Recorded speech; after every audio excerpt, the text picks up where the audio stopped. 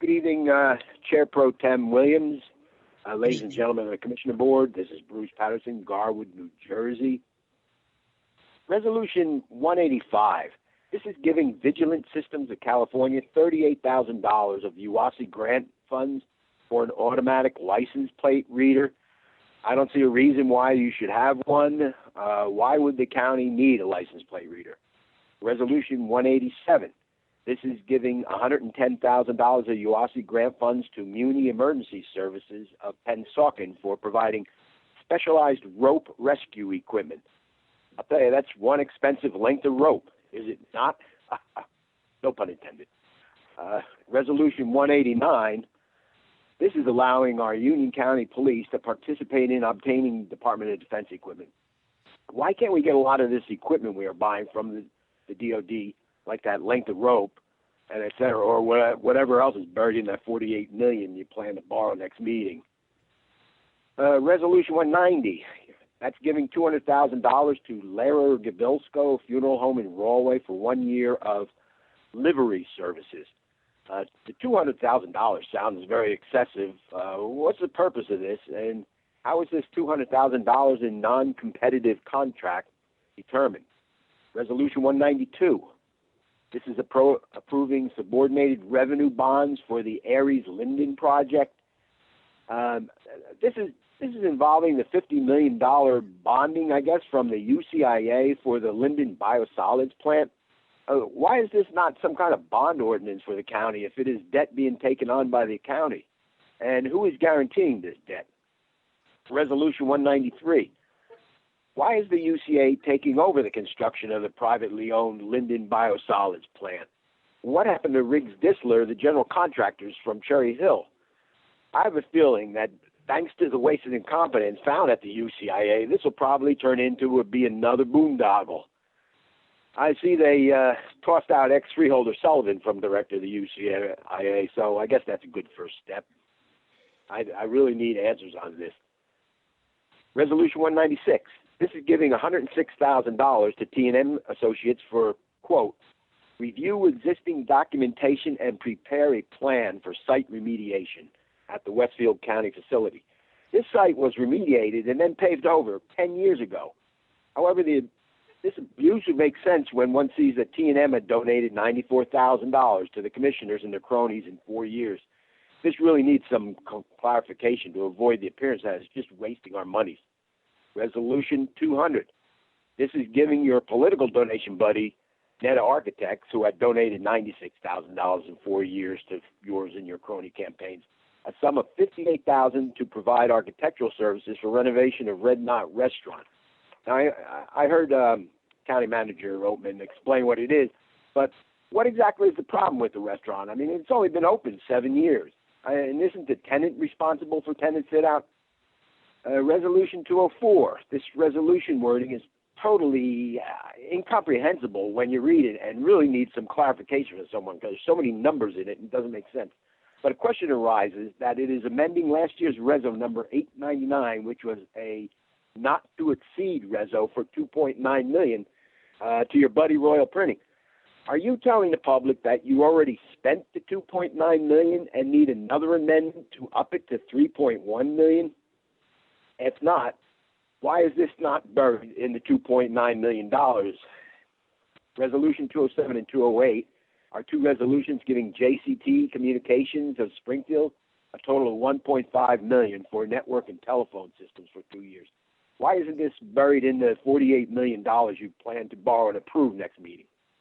As a general comment, I'll tell you, the Union County Pigpen is starting to get a little more crowded now that you are sneaking tens of thousands of dollars to your finance director's pockets and hundreds of thousands of dollars in federal CARES monies to her husband's law firm. This should cover the mortgage and taxes this year on that $1.1 million house they moved into last year. Toss in the raise this year, and it looks like you bought yourself some good creative accounting on the county budget. And last comment is that Commissioner Staton looks like she is losing the ballot line because she did not agree with the county political boss, Senator Scutari. She's now being tossed aside like freeholders Jala, Mapp, and others in the past for not being in lockstep with the boss. Here in Union County, you don't do the people's business. You are expected to do the boss's business. to do his business, and you Thank get you, a Mr. ticket to get into the Union County pig pen. Thank you, Mr. Paterson. Your time is up. Thank you.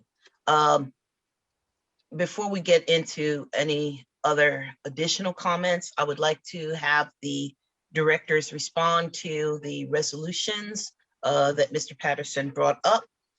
So Director Moran, can you provide more clarification on Resos 185, 187, 189, and 190?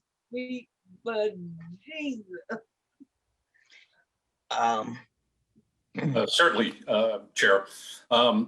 185 about the license plate readers. These, over the past couple of years, have become a integral part of law enforcement and a valuable tool to solving crimes. It's more than just a license plate reader. This captures a license plate and then checks it against both state and federal criminal databases, and will alert police when there's a stolen car, when there's a car that was involved in a felony, when there's a wanted person in the area. So they're a real valuable tool. They can run much more license plates than a police officer can do in his car. Number 187. Obviously, this is not all rope. About $15,000 of it is rope, but it's also different size harnesses and rescue equipment for our urban search and rescue teams, made up of 7 different departments. So each department has the same equipment. So it's just not ropes. 189 is the military surplus program, and we do take full advantage of this. Anybody that's been through the testing center at Kane University, those tents that we got a couple months ago are all Army surplus. The heaters that go with them are Army surplus. It saved the county tens of thousands of dollars by being in this program. In addition to that, we've gotten vehicles, computers, computer servers, night vision goggles, quite an array of equipment. 190, it is a lot for livery services. It's also body storage. Unfortunately, it's a consequence of COVID. Our medical examiner's office had over a 500 case increase over the previous year. During the height of the pandemic, body storage was a real challenge within the county. And having this resource right in railway was valuable to public safety. So it is high. We usually budget around 150 for this, but not knowing what's going to come into 2021, we just wanted to put some cushion in there in case we needed the service. But it's a not to exceed, so hopefully we'll exceed that. Okay, thank you, Director Moran. There were also 2 resolutions that I would ask Director Taylor to provide some clarification for 192 and 193. Absolutely, through you, Chairwoman. First and foremost, the resolutions that you mentioned speak to the Aries Linden project, which was authorized by the UCIA in October of 2019 in the amount of $50 million. The owners of the project came back to the UCIA late last year and identified that with the adverse effects of COVID-19, the schedule as well as the costs were increased to this project. It's important to note that these are non-recourse tax-exempt bonds, which essentially mean that we being the county and the UCIA, have no legal obligation to repay the debt associated with this project. However, there is a need under Section 56 under the Improvement Authority law that the county has to consent to the project in order for the project to go forth, hence the resolution that we have before you. Also, the TEFRA resolution under the IRS revenue code, the county needs to approve projects that are repaid by private parties. So both resolutions, no obligation, financial obligation of the county to repay or taxpayers. These are all the obligations of revenues that are generated from the project and our subordinated debt that the bondholders have an obligation to pay in the event that the project does not go forth. There's no obligation for the county. Thank you so much, Director Taylor. You're welcome. Director Graziano, Resolution 196. There was a question about that one. Sure. Through you, Madam Chair. This is for T&M Associates. They're the LSRP for that site. If you remember, this site's a contaminated site. There's contaminated groundwater on the site. There are approximately 10 to 15 testing wells on the site. So the site's not going to be damaged at all. This is just an ongoing thing. This was an RFP process.